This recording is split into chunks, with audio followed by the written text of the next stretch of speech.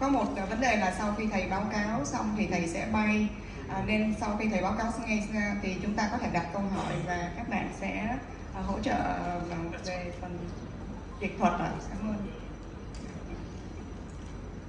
Very good morning. I'm tasked to give a talk about interventions. So, but because the topic is very big, and I was told yesterday that there's just too much to cover, I was thinking we will cover something that is much more common rather than cover too much. But I'm very happy to take questions after this. I deal with interventional pain management, and of course there's a lot of angles to interventions. One cannot be thinking of just doing procedures, cannot just be doing interventions without understanding the assessment of pain and understanding that there's a lot of options before we come to interventions. But certainly interventions remain one of the main options when we are dealing with very chronic disease like chronic pain. So these conditions are very tough because you can think about surgeries, you can think about the minimally invasive things, you can think about different things to solve the problem fast, but quite often it's not easy because these are very difficult cases where patients do not respond to a single surgery. Just a quick fix will not solve the problem. And quite often when we look at the kind of chronic pain we deal with, there are many types. We have got trigeminal neuralgia, tic douloureux. We've got even neuropathic pain. We talked about neuropathic pain yesterday. We have got phantom limb. We've got post-stroke. We've got costalgia, complex regional pain syndrome. We've got spinal cord injury. And I visited your ICU before. I've seen in the past quite a lot of cases of spinal cord injury because of your road traffic accidents, right? Because of the motorcycles. And we've seen a lot of them. And there are a lot of cancer-related pain as well. We see a lot of Vietnamese patients, both in Singapore, and I've collaborated with a lot of the doctors here to try to co-manage patients when the patients come and go. And shingles, we talked about it yesterday, neuropathic pain, diabetic neuropathy, but low back pain is still the number one in terms of cases, in terms of the numbers, everywhere in the world, whether it's talking about in Singapore, in Vietnam, and anywhere else. So today I'm just going to focus mainly on the back pain, but there are so many types of interventions for chronic difficult pain. Even like tic douloureux is like trigeminal neuralgia. We have got radiofrequency of the ganglion, the trigeminal ganglion. Of course, we can consider surgeries, the options of microvascular surgeries, decompression. And of course, if you talk about things like spinal cord injuries, you talk about very strong intervention like spinal cord stimulators, or even concerns with using intrathecal infusion has been well shown to be possibly helpful. So, but I'm going to just dwell on mainly lower back pain because that's the number one that we see quite a lot.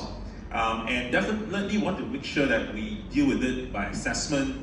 You know that these are not just a pure kind of inflammatory pain. In the past, when we were being trained as a doctor, we always think about back pain. Everybody just give a bit of NSAIDs. And that's often the problem because it doesn't help, but it remains a problem. And there's a lot of complication from treatment as well.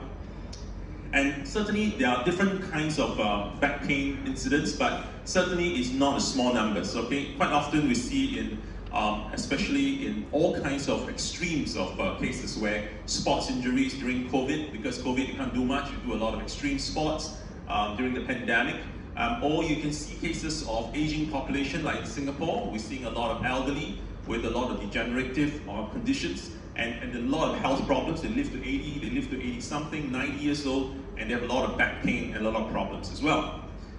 Certainly it causes a lot of quality of life damage, and it causes a lot of chronic consumption of healthcare. So they come into A&E, they go into admission, they keep coming back with different kinds of requirements. And certainly when you treat them, you can't really look at it as an example of a kind of pain assessment. You can't really look at it and say, okay, this is just pain, I'm just going to give anti-inflammatory, and you find that they don't get better.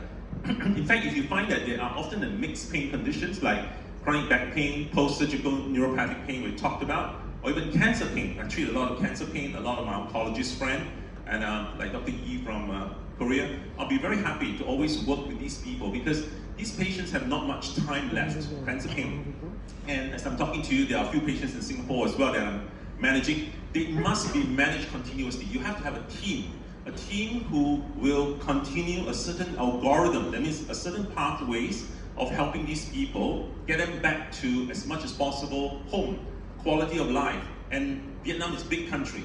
A lot of people come from the province, right? 2 hours, 3 hours away just to come to Ho Chi Minh. But what if they go home? What is going to be done at their local province? Is it possible to use simple medications as plan A, plan B, plan C, and work with the local doctors there and make a team out of it? Palliative care must be involved, so is your physicians. See, even your general practitioners can be empowered, can be trained to use certain, maybe infusions, simple infusion. It doesn't have to be complicated interventions to help these patients so that they can get good quality of life till the end of their life. And I think that's very important because as we think about pain management, we cannot just think about our clinic. We cannot just think about what we can do. We must think about what we can do for our patients from your clinic all the way to their home. And I think that's very important. And even for post-surgical pain, even for, say, post-operation pain, they need to have a certain program for them to be picked up. Example, as we talked about yesterday, in neuropathic pain, we know about prevention of chronic pain. We've been talking about treatment all the time. What about prevention? What about, even for shingles, we talk about vaccine, we talk about, even when you have exhausted, you use a tricyclic antidepressant in subset of high-risk patients to develop chronic pain. And so what we want to do is prevent, diagnose early, and when you have no choice because this has been missed, you manage it as best as you can, and hopefully you can rewind, you can rewire, you can get them back and not become chronic, not become lifelong. A lot of patients just been told, oh, this is normal, this is lifelong, you just have to live with it. How can patients live with pain that is 6 to 7 out of 10, depressing, draining, and we have seen the impact of chronic pain. They become loss of cognition, they cannot focus, they cannot remember, they cannot function, they become wasted, right? So what I'm saying again and again is that when we treat chronic pain, one has to put them as a person. We're in a very biological, psychological, social kind of dimensions to keep them contained. And when we look at interventions, is to really break the cycle of pain, get them back to function, get them active, get them correctly active, and not damage themselves, and not getting more problems. So again, like back pain is a very good example. Somebody with back pain, either sedentary, too extreme, right? Either too sedentary, or too extreme with sports. Some will just, oh, I would go for marathon, Ironman, I would do all kinds of 200 sit-ups, 300 push-ups, I would do, gym, and then bang, come back with a problem again and again. So those are the extreme kind of cases, but for those extreme cases, it's really hard. But the average population of patients, of people with back pain, neck problem, either the handphone, either the kind of ergonomics, either the kind of chairs, or when they sit on a sofa, they sit on a bed, they don't sit on a proper chair. For example, a good kind of regular update on what they should do, have a feedback mechanisms through their family and through their home. It's the key. It's not just do an intervention and you solve the problem. Quite often you realize you didn't solve the problem because the problem started from where they work, where they exercise, where they are home. So I think that's the very important part about intervention. One cannot just think that the needle or the knife can solve a problem because it's quite often a lifestyle or the patient's habits. So we can't just treat all the kind of pain without dealing with it. So in my clinic, in my practice, I have a team and we actually have QR code. We actually get nowadays we don't talk about getting printout, we get QR code, right? So phone, take out QR code. When the QR code come out, they will flash and then we ask them, you can send reminders to yourself, how you can sit, how you can stand. We identify for them what was your problem. Your problem is you sit too long. The problem then you have the reminder to sit up, to get up, and what kind of chairs do you sit, what kind of background do you do. And I think if you're really interested in getting the patient well, not just interested in getting a needle inside. The needle is the easiest thing to do. I can share with you how you can get a needle in. You do 10 cases, 15 cases, you probably can get it done. But I think the key is solving the problem. And it's the hardest thing to solve problem if we don't have that kind of algorithm. But if the patients are participating, they're willing to do it, and I think that's where you can solve the problem, and you can lessen the problem. And I think so when you refer to someone of doing pain management, I hope that someone who is at a pain management angle understand that kind of holistic and covering up of the whole options. The other thing about back pain, we don't just like to treat back pain from the word go, we just just do intervention based on MRI. We were sharing a case yesterday with one of my friends from Vietnam. It says that there was a very interesting story, right? So 3 professors was from a surgical unit. They were looking at the MRI. The first one say surgery, discectomy. The second one say, no, this one fusion. The third one say, no, you got to fuse, you got this discectomy and maybe stage procedure and you have to do 3. Guess what? Then the history came out. This is a 25-year-old man, he's a medical officer, he has no back pain tomorrow, he has only back pain 1 week ago. So you need to know that most back pain are not something that you treat with just surgery. And in fact, the patient doesn't need surgery. The patient has no pain at all. The patient is walking around. The patient needs good back care and understand that there's a lot of cases where the pain actually resolves within 3 months, within 6 weeks. So the natural history for back pain and for a lot of these kind of pain conditions are not meant to be intervened. They're meant to be treated conservatively. A lot of times we need to be careful not to jump the gun. Now, having said that, there are a lot of cases that end up with too late in terms of getting them better. So injury occurs, we try medications first.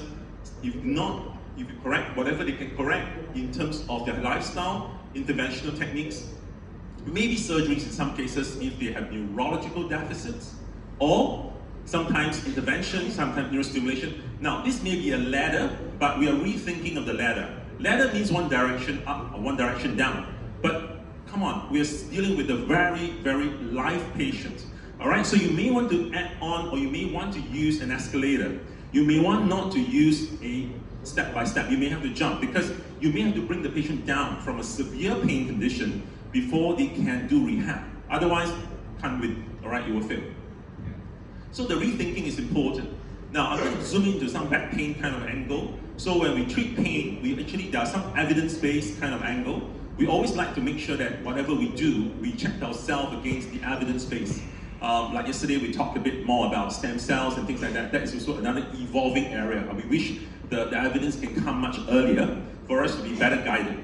Now, so when we treat, for example, a back pain, do we know if the disc, for example, everybody's a slip disc. So is the disc the source of the problem? It remains a question mark. Quite often it's a very difficult area to even diagnose because MRI can be normal or can be abnormal. And it may look normal, but there is actually a problem when the patient stand up or walk around. It may not be normal for the patient. It may look normal because of the MRI done lying down. There is no axial loading, there's no dynamic stress on flexion, extension, rotation. You don't diagnose properly. So again, one has to think about different possibility. So in some cases, we actually subject them to discography to test out whether the disc is the source of the pain before we treat the disc. Otherwise, you will be cutting, you'll be injecting, you'll be heating, you'll be doing all kinds of treatment, but that's not the source of the pain. For example, axial back pain is one of the hardest things to treat and manage. Even with our surgeons, even with us, we try to come together, use all the information we have, clinical examination, the scans, discography, before we say, look, the probability is that. The probability is that you have this level problem, we need to do this, followed by this. So we go for testing of the disc, and the predictive value can be 89% with pain response, and they benefit from intervention or surgery. Now, in cases of surgery, we must only try our best to limit to cases that fail conservative options. We mustn't just jump to cut, jump to fuse, because there's a lot of failback surgery syndromes that we know of. They can result in chronic pain. And once we screw, we put a metal in, we cut and all that, it becomes chronic as well as a dimension. It's a different problem. So when we put the contrast in, like let's say the contrast leak out grade 4 tear, and we see that the pain is consistent, the predictive value is as high as 90%, that this is the source of the pain. It's not 100%. So we must tell the patient, sorry, nothing in this world is 100% based on what we have to do. All right, because that's the best we can get to, but it's as high as you can get in terms of predictive value. So we do that kind of bit. So what about in terms of putting steroids? Epidural steroids, lots of publications, lots and lots of papers, published, randomized control, cohort studies, systematic review, you named it, lots and lots of studies. I'm not here to tell you all of them, but just want to summarize some of them as a comprehensive, evidence-based kind of angle that it is working. But we don't want to put steroids just like that, because epidural steroids, if you look at the evidence, only helped about 1 to 2 weeks. But if you put it right where the problem is, because epidural means just behind, but if you were to put it anterolateral on the side and where the nerve root is compressed, you can reduce the inflammation more directly. Your success rate is a lot higher. You may also help to reset the dorsal root ganglion where the main problem arises from. What about who does the procedure? That's also been randomized or somewhat compared. Now, if someone is not trained, I'm not criticizing anybody. I'm here to say, if we want to do a procedure, we have to be trained. We have to be trained to know what we're doing, how to critically assess the patient, how to assess our technique, how to assess our success, and how to counsel the patient and the family. And I think that where the difference is, it's not because you put a steroid. Everybody can put a steroid in. You can even do the intravenous steroid. Is there a difference? There is a difference. But at the end of the day, pain physicians, non-pain physicians, they even have done randomized control trials and see whether the success rate is a bit better. And I think it's better because if you do more training, if you know what has been done and you have gone through a lot of conferences like this, meetings in short terms, and you have debates, you have discussion, obviously your mind has been trained and your hand has been trained. Your success rate does go up more. And I think that's important because we have seen a lot of failures in a lot of procedures, and we saw the needles placed wrongly or not placed properly. For example, radio frequency. A lot of people do RF, radio frequency. And when we ask for the photos, ask for the pictures, we say, where is the picture? Because I don't want to repeat a procedure if it's done properly. But if the procedure is not done properly yet, you can offer that as an option, because unfortunately, there are cases where it's not done properly. And we need to be careful, because patient is a precious person. We need to be responsible to the patient. So I think it's important to understand. So epidural, while it's useful, we don't depend on it alone. We do transforaminal. We do it on the lateral side. Now, every procedure, a common procedure like epidural, a common procedure like transforaminal injection, is there a big deal? Can, let's say, any surgeon just do it? No, it must be a surgeon who has been through weak training, or an anesthetist. Can an anesthetist just do it? No, an anesthetist must go through a subspecialty training for pain. It must be separately trained because there are risks. There are risks, and I must highlight the risk because it's very easy to do and very easy to damage. Just about a year ago, a neurosurgeon in our country, very experienced, very successful surgeon in private practice, did a cervical radiofrequency for a facet joint. It was done, unfortunately, not correctly, and the patient was paralyzed. All right, permanently. 1 year later, the patient sued, the hospital sued him, and I think it's not about the lawsuit, it's about how it was done, and it wasn't done properly, because I think there was a problem with the way it's sedated, the way the position of the needle, and there was no pictures to show that the needle was placed properly. So I'm trying to say that it's very important to understand the needle can be very small, but it can be maximally destructive. So one has to be trained and read about it, understand about it. So for cervical, things like death and paralysis, especially cervical regions for treatment of procedures, one got to be extremely careful with certain projections of the cervical fluoroscopy to know exactly where the needle is being placed, and also know exactly how to test the nerve. You have to test. If you don't test, you don't do a motor stimulation, you don't do a proper sensory stimulation, you don't do a proper test, you're doing the wrong place, you paralyze the patient, or you can cause death. And for example, if you just put steroids, you didn't do radiofrequency, and if you put it with particulate steroids, then that's wrong, because one has to use non-particulate steroids, like for example, preservative-free, non-particulate. That means it's not the triamcinolone. Triamcinolone is particulate, and you can use, let's say, dexamethasone, which is a lot less problematic. It doesn't cause the complication to the spinal cord, all the vascular structures, or the blood circulation to the spinal cord.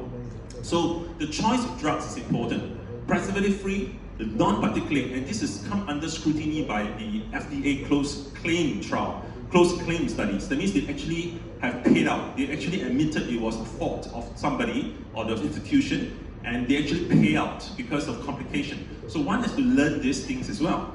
So closed claim studies guide us, non-particulate, especially when it's cervical, there's a high risk, and it's important to tell them the incidence of complications is 1 in 10,000, and out of many cases, there's a lot of procedures. The more procedures, the more risk, especially when it's driven by profits, driven by money. And I think that's wrong. We must first remember we are doctors. We are colleagues of medical profession. we must know what we're doing, we must be aware, and we must train, and continue to train, and be very willing to learn from what medical science has taught us.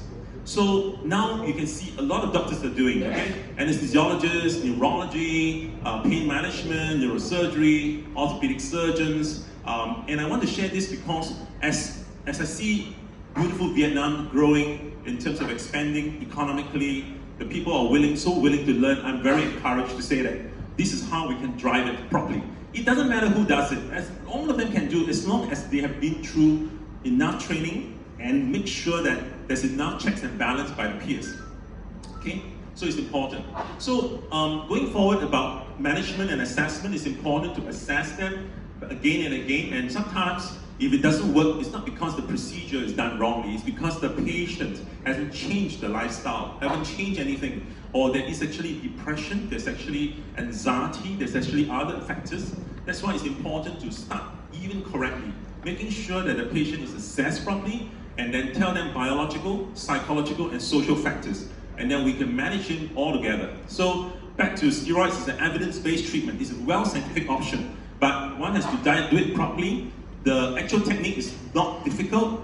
Look at the same triangle, always test it out, and make sure that you have got contrast study, and make sure that the contrast has flowed nicely, and at the same time, the needle is blunt as much as you can, not sharp, because you can just puncture into the nerve root or the DRG, the dorsal root ganglion. One has to be very careful about placement of contrast to make it flow freely. Now, if the patient had surgery done before, laminectomy, fusion surgery, this area could be scarred down. Scarred means there's a lot of scarring in the area. You can't just push a whole 10 mils or 20 mils of the fluid. In the past, when I was under training, my consultant say, epidural steroids, just push under the guidance of landmark, just feel and go. And these are the patients who have been through extreme surgeries. If you look at the scan and look at the MRI later years when I learned myself, I'm going around the different part of the world and I learned, I say, this is so scary, you know, so scary, even with the scanner, even with the fluoroscopy.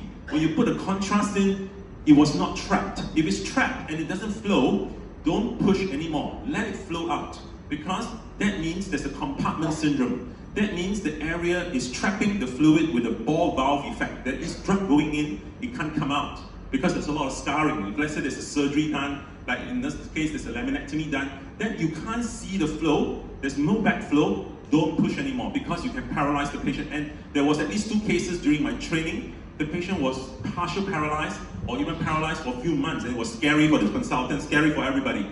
And I think there's the whole thing about revolution of pain medicine is that as we learn more about what really matters, how we train ourselves, how we carefully do, we realize and respect that pain management is a very specialized area where you have to respect that kind of training, that kind of critically minded kind of processing of the information we're given. And quite often it's important to do no harm. First thing is do no harm. It's always what we're taught, and that's the most important thing. So when we put the needle sideways, you really don't want to go too anterior. So this is all the transforaminal. Now, but you can see that this is a very nice spine.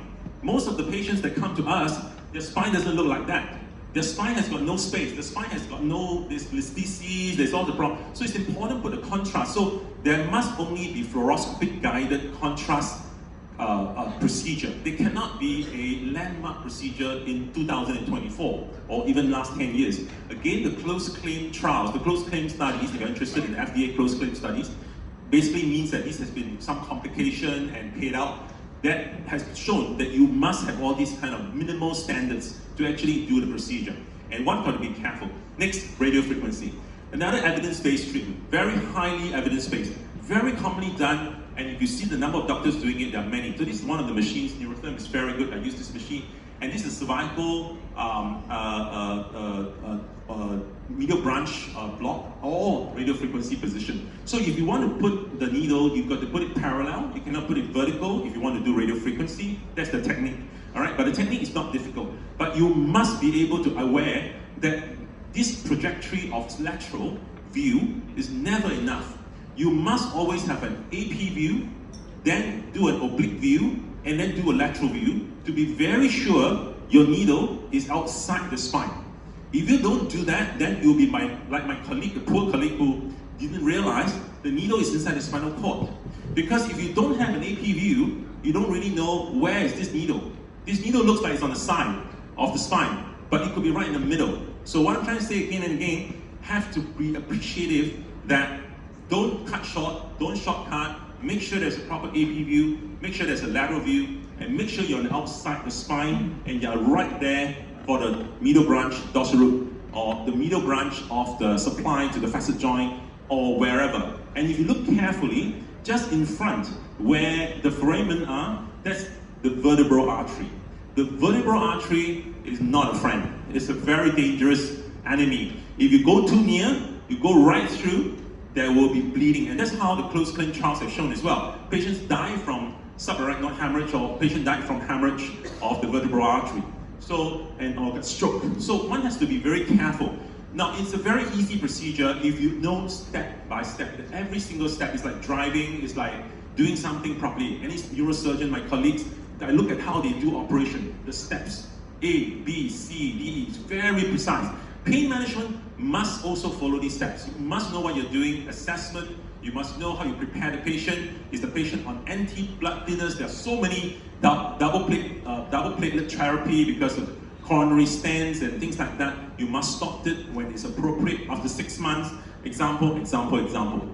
So from assessment to preparation to getting ready the needle to knowing where the needle is placed, I think that's where the pain specialist is respected as someone who has been through a lot of careful thinking and training.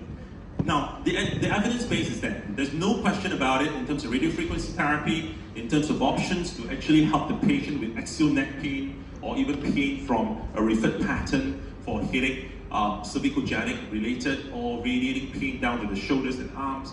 One has to be just very careful. It's not just about evidence of success, but evidence of no complication. All right, is where we are talking about. All right, so the negative recommendation means that if we were to put in, let's say, needle and radiofrequency, the dorsal root ganglion per se, there's not much evidence. But if you talk about pulse radiofrequency, in terms of pulse, it reduces the energy, it doesn't cause damage to the dorsal root ganglion. That has been evidence-based therapy as well. Okay, so this is one of failback surgery syndrome, which is unfortunate. You can see the contrast flowing only the right side. Guess where is the pain problem? The pain problem is on the left side, because the contrast doesn't flow, because there's a lot of granulation tissue, there's a lot of scarring, there's a lot of damage done to the nerve roots, unfortunately, not due to the surgeon's fault, but it's just one of those cases that you can't always prevent, all right, from failback surgery syndrome. So when you put in steroids, you have to put in right where the scar happened, and you cannot push too hard. You've got to give a bit of hyaluronidase, put a bit of local anesthetic, put a bit of dexamethasone preservative-free, give small volume, maybe half a cc, 1 cc, see whether the contrast flow. Take your time, put a catheter up caudally or do a transforaminal approach, and then you can get there. So I'm not going to go into the technique too much, but I want to share with you between assessment to risk to actual technique, and I think that's how you can appreciate for some of us who are into this area. Now, of course, if you go for spinal cord stimulation, there's another angle, there's another option for that. And you can do even things like epiduroscopy with anesthesiolizers, plus minus epiduroscopy. Nowadays we don't use the epiduroscope so much. We find that there's not a whole lot of difference. We find that if you put a catheter up and if you do it properly without causing too much problems and use contrast study, it's good enough. Okay, and this is where the evidence base is. And when you put contrast, you must also know how does it look like on contrast. So this is the epidurogram. You put the contrast right there, and then you can see the contrast flowing up and down. It doesn't seem to flow forward. It doesn't go anywhere else. It doesn't go collected into one clump. Now that's important because if this is an epidural steroid, it must go in the epidural space. It cannot be in the cord. If it's in the cord, you will see the patient having the contrast right inside. And of course, the patient mustn't be overly sedated. If anything at all, the patient should be reasonably comfortably able to even respond to your calls if necessary. But the patient, if it's too deeply sedated under general anesthesia or anything else too strong, they cannot tell, they cannot warn you, that's also wrong. So it's important to be very careful, to know the feeling of you having gone through the ligamentum flavum, to know in that cervical area, there's not much ligamentum flavum, especially around the C7, C6, T1 region, there's not much medial ligamentum flavum. You cannot depend on the loss of resistance so much. You cannot. You go, there's no resistance, you're inside the spinal cord. because there's just deficient ligamentum flavor in many patients around the area. So one has to be very careful to use a fluoroscopy properly, position the fluoroscopy very, very aligned, very, very square. And I'm not going to deal too much about how else the technique should be, but I'll just be very happy to share with you. So surgery got different options, and certainly is an option. I will never say no. I will always say that it's an option. You just have to be careful that it cannot guarantee pain relief. So in fact, if anyone used surgery for pain relief, no deficits of neurology and everything, one is to spend even more time explaining the success rate is very variable. Some patients don't succeed at all. They have surgery after surgery. The subsequent surgeries often means more problem for pain management. Usually the patients will have more complications from scarring and damage. I don't have too much time. As I said, there's so much to talk about in interventional, but I'm just going to give a glance of it. And this is one of the peelback surgery. Coccydynia, tailbone pain, the pain in the butt, is a very common pain problem in women. That can also be radiofrequency at a ganglion impar. All right, this is the ball racks from years ago when we worked together. That's Murali from Malaysia on the side. That's Mr. Antonio from the Philippines. I've got a lot of fellows coming through in Singapore. We have a lot of people who work together, and we have a lot of pleasure knowing a lot of our colleagues here. We all learn from each other. So there are many machines. It's not the machine problem. It's really about assessment problem. How do we assess? I'm just going to take another 5 more minutes. I'm not going to go too much details. For radiofrequency, that's the target. If you want to do disc therapy has also been scrutinized as an option, and has also been through interventional pain kind of assessment in terms of evidence-based. There's a lot of angles to consider. So you can do what we call co-ablative kind of technique. And there are different machines now. It's not just any machine to actually position in the disc. Again, if you diagnose properly, there's annular tear, concordant pain, and can make sure that there's a control level. Actually, there's a possibility of getting the pain much better by doing the nucleoplasty. Is not enough. Quite often, it's the disc posterior annulus that has got a lot of innervation, that if you were to desensitize it by doing proper annuloplasty, you can actually potentially helpful. In Singapore, the government and us, we have many, many discussions, and they have accepted that this is enough evidence, and we can do it in Singapore as well. And the insurance covers them as well. So we have to scrutinize left, right, center to accept it as an option. So we have also done in terms of bipolar. That means you do both sides to cover the posterior annulus of the disc to reduce the back pain, axial back pain. It can also help in radicular pain. So there are different indications. So this is one of the technique with the technique. This is epiduroscopy. We can put it in, we can see the catheter, we can see the tip, we can even see the scar tissue. And if the scar tissue, like the B, which is the white one with the fat tissue there, you can actually free up that scar tissue with the catheter. All right, you can actually push the catheter, you can put the medication there, and you can actually separate it by what we call hydrodissection. You can actually separate it by fluid, and it's relatively not as harmful. But we stopped using the epiduroscopy for years now because we find that there's a bit of trauma with the epiduroscope, and it's very costly.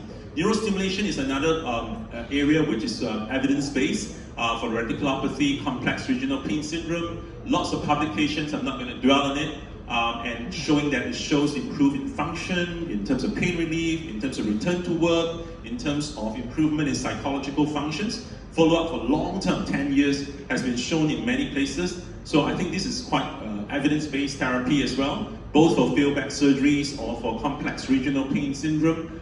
This is one case I wanted to share with you. It's a real case of our Singapore. A very young, fit 30-year-old man, happily married with a child. Unfortunately, he, as a gym instructor, is a huge, strong, muscular man, okay? He unfortunately developed a sacrochordoma. Chordoma is the tumor of the spinal cord, right at the spinal cord. I was involved in this 72-hour commando surgery involving about 10 different surgeons, 3 groups of anesthetists. We took turns to be inside for 72 hours to take out the tumor, to do a lot of complicated anesthesiology and ICU kind of work with them, and of course post-op, and after that is also my area for pain management. So you can see the metal in there, and amazingly, after cutting off the sacrum, the tumor of the whole chordoequina area, the patient is standing, able to stand and walk. We thought that he's gone, you know. He's on a stoma bag because there's a lot of parasympathetic nervous system is gone, the rectum is gone, the bladder control is gone, he's got to be on dwelling catheter, but he's alive, he's walking he's moving, he's actually having a lot of pain. You can imagine, huge amount of pain. And his pain is extremely neuropathic. And he's got pain above the level. It's almost like a transected kind of a cord now level. Above level and below level pain is extreme. So in the end, after a year of struggle, and we put in a spinal cord stimulator, 2 sets of spinal cord stimulator, because his pain is so extreme, so severe. 4 leads before he finally got pain under control. He's back to running his gym, he's expanding his business. So this is what is possible. Another case of a complex region is another case, this one another one. This is complex regional pain syndrome. This is where pain is visible. You can see rarely pain is visible. When this is pain is visible, where you can see sympathetic nervous system changes of complex regional pain. You can see discoloration. There's nothing wrong with the surgery. The surgery for this patient was done on the knee, on the left knee. For young patient, run marathon, damage the meniscus, damage the cartilage, done all the stem cells, but the stem cells in Singapore is very strict. They actually do under trial, and they do under microfractures, they do all kinds of cartilage refill, you name it, they've done everything. But they didn't realize one thing, the patient actually has got complex regional pain syndrome. Then by about 3rd surgery, she already had that and they didn't diagnose it. And the patient has got more and more swelling, more and more damage, more and more nerve problems of the complex regional area. And this is at the feet, changes, because it's regional pain. It's actually the whole area from knee down to the entire leg, discoloration, starting contractures, very dry, swollen, and guess what? In the end, I had to put in spinal cord stimulator, and she was so driven, she went to Paralympics because she wasn't able to run anymore. All right, she doesn't have cancer, she doesn't have anything else, but it's a complex regional pain syndrome. She can still walk, she can still stand, but she cannot be running, she cannot be playing sports, so she went to Paralympics. Very driven lady, and IT technician, and that's her, you know? So I say pain is very complex, one cannot just understand it enough. This is another area that I shed a bit on a very severe complex regional pain syndrome, where it's dystrophic, totally impossible to understand, it's possible to reverse. We never gave up, we actually continued to do it, and we imported the Priap, which is ziconotide from US. Elan Pharmaceutical is the company. We imported it, and we actually managed to put an intrathecal injection of the ziconotide, which is a sea snail poison, 1,000 times stronger than morphine, and it is indicated, FDA approved, for chronic pain, for cancer and non-cancer. I wish to talk a bit more, but I run out of time. But anyway, just not to forget, it's a teamwork. We don't just use intervention. It's always about biological, psychological, and social. Cognitive behavioral therapy with the whole team, psychologists, nursing, physio. In fact, amongst them, you can't really tell who is the therapist, all right, and who is the patient. Okay, thank you very, very much for your attention. Thank you. Thank you, Dr. Yeo Sow Nam, for your very informative presentation. And according to my information, you have to leave early, right? I'm not so early. Around 11 should be fine. Around 11? Yeah, that's fine. Okay. But I'm not sure that you can stay for the discussion. So we decided if anybody else, if everyone in the conference today, they have any question, they can ask you directly now. Dạ bởi vì thầy Yeo Sow Nam cần phải ra sân bay sớm, thầy không thể ở lại được tới phiên thảo luận được, cho nên là nếu mà mọi người có câu hỏi gì đặt ra cho thầy thì bài báo cáo của thầy có thể hỏi trực tiếp luôn ạ.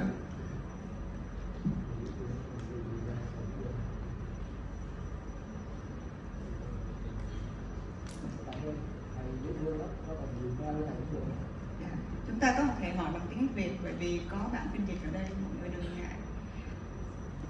Và nếu như chúng ta không có câu hỏi thì mình sẽ tiếp tục chương trình. So maybe we'll send you a question through your email. No problem. Okay. Thank you, Cheryl. Thank you for the wonderful presentation.